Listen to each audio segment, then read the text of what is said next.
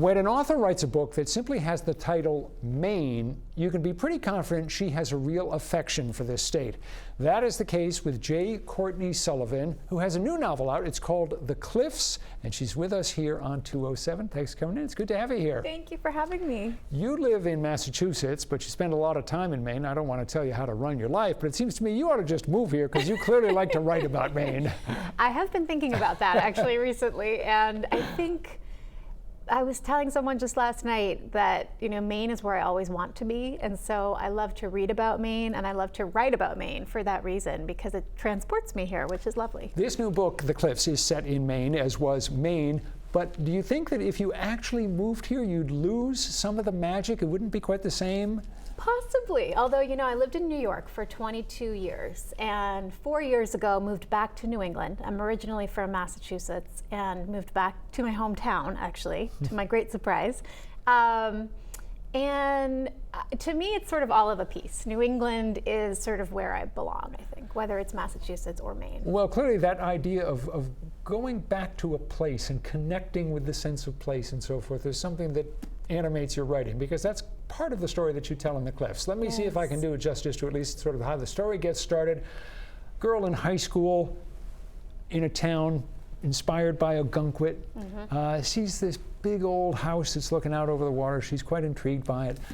But it's an abandoned place. Time goes by and she reconnects with that house and the woman who lives there, and then she tries to find the mysteries that are in that place, and that is sort of where the story goes. Is that a fair appraisal? Absolutely, yes. So what is it that intrigued you about the past? Because that's something that you're really dealing with here, is the stories, the ghosts, the connections that we all have in our lives and how we make sense of them. Yeah.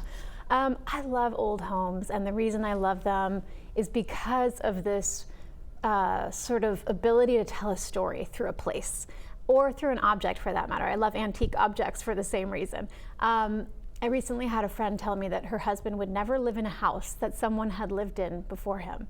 And I was like, what? That's just bizarre to me. I always want to live in a house that someone lived in before, because you can feel the lives and the stories and the energy that were there before you, I think. So yes, I based the house in the book on a real house that was in Cape Nettic, that I visited every summer. It was this beautiful old abandoned house, fully furnished, so enticing for someone who once loved R.L. Stine and Hardy Boys and all of that, Nancy Drew. One summer we came and it had just been bulldozed, and there was the foundation for a giant McMansion in its place. And then I started writing about the house, the actual house itself.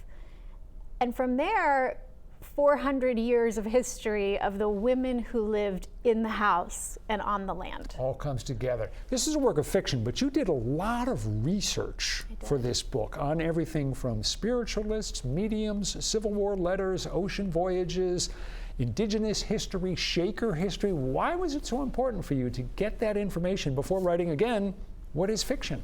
It was so much fun. That was the main reason. So you do it just because you enjoy it? Yes. I started writing this book 4 years ago, July of 2020. And you may remember what was happening in the world then. We really weren't going anywhere. Pandemic. My kids were not yet 2 and not yet 3. And so I had these 2 really little kids at home, my husband and I, and the kids were just together all the time.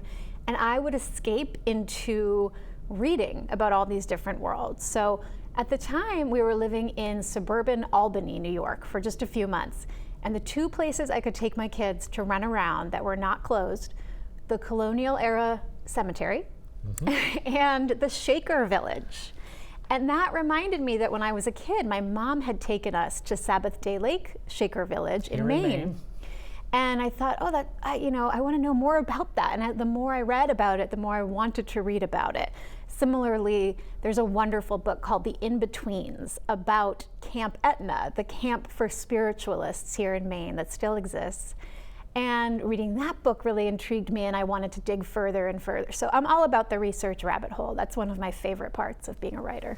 Well, you clearly like your research, you like writing about Maine, and the reviews for this book are excellent, so it all worked out. We should mention, people who want to see you, you've got several events that are coming up. Tomorrow at 6 o'clock, you'll be at Left Bank Books in Belfast, and then in the days after, just in like 4 or 5 days after that, you've got events in Brunswick, Bar Harbor, and Ogunquit, not necessarily in that order, but people can find that information by going to your website, which we have a link to. Wonderful. J. Courtney Sullivan, thank you so much. Again, the name of the new book, The Cliffs, information about the author and the book in the 207 section of our app or website. Stay with us. Back with more in just a moment.